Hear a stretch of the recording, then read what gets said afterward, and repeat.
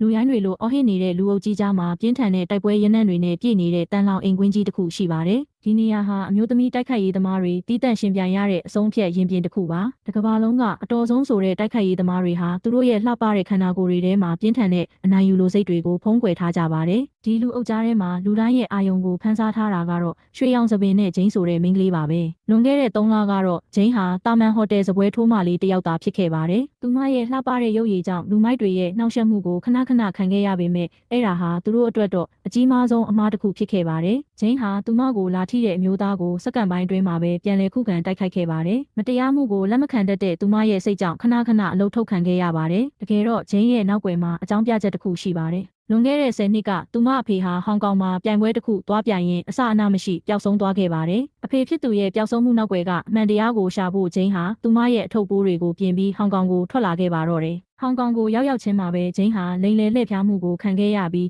လူသူကင်းမဲ့တဲ့နေရာတစ်ခုကိုအခေါ်ခံလိုက်ရပါတယ်။လူမိုက်တွေကသူမရဲ့ပိုင်ဆိုင်မှုတွေကိုလူယူဖို့စ조사ချိန်မှာဂျိန်းဟာတယောက်တည်းပြန်တိုက်ခဲ့ပေမဲ့လူအင်အားမမျှတမှုကြောင့်အခက်တွေ့နေခဲ့ပါတယ်။အဲ့ဒီအချိန်မှာရှုလို့ခေါ်တဲ့အမျိုးသမီးတစ်ယောက်ကဝင်ကူညီပေးခဲ့ပြီးဂျိန်းကိုဝူရန်ဖျားကျောင်းတစ်ခုစီခေါ်သွားခဲ့ပါတယ်။ဆီယာမရှုဟာလွန်ခဲ့တဲ့9 နှစ်ကလျှို့ဝှက်တိုက်ခိုက်ရေးပြိုင်ပွဲမှာရှောင်းလင်းတစ်ပြက်တစ်ယောက်နဲ့တရေကျခဲ့ပူပါတယ်။အဲ့ဒီပြိုင်ဆိုင်မှုရဲ့အဖြေကိုထွက်ဖို့အတွက်သူတို့နှစ်ဦးစလုံးဟာနောက်ထပ်9 နှစ်အကြာမှာကိုယ်စားလှယ်တစ်ယောက်စီရှာပြီးပြန်ပြိုင်ဖို့ကတိပြုထားကြတာပါ။ဆီယာမရှုကအာရင်ကုန်ခန်းနေတဲ့နှစ်ကလေးတစ်ကောင်ကိုဝူရန်ပညာရက်နဲ့ပြန်လည်အသက်ဝင်လာအောင်လုပ်ပြပြီးဂျိန်းကိုတပည့်အဖြစ်လက်ခံလိုက်ပါတယ်။ဂျိန်းဟာနေပူမရှောင်မိုးရွာမရှောင်မနက်မိုးလင်းတာနဲ့ခြေလန်းကျင့်စဉ်တွေကိုတီးခံလေ့ကျင့်ခဲ့ပါတယ်။တစ်ဖက်မှာလည်းရှောင်းလင်းကျောင်းကလင်းလို့ခေါ်တဲ့မိန်းကလေးဟာတပြိုင်နက်တည်းလူ30ကိုအနိုင်ယူနိုင်တဲ့အထိစွမ်းအားကြီးနေပါတယ်။9 နှစ်တစ်ကြိမ်ကျင်းပတဲ့လျှို့ဝှက်တိုက်ခိုက်ရေးပြိုင်ပွဲကြီးစတင်ပါပြီ။ဂျိန်းရဲ့ပထမဆုံးပြိုင်ဘက်ကတော့တိုက်ကွမ်ဒိုကစားသမားတစ်ယောက်ပါ။အစပိုင်းမှာဂျိန်းဟာအရှိန်မရသေးပဲထိုးနှက်ချက်တွေခံခဲ့ရပေမဲ့နောက်ဆုံးမှာတော့ဝူရန်ပညာရက်ကိုအသုံးချပြီးပြိုင်ဘက်ကိုအလဲထိုးနိုင်ခဲ့ပါတယ်။ဒါပေမဲ့ကွင်းထဲမှာတော့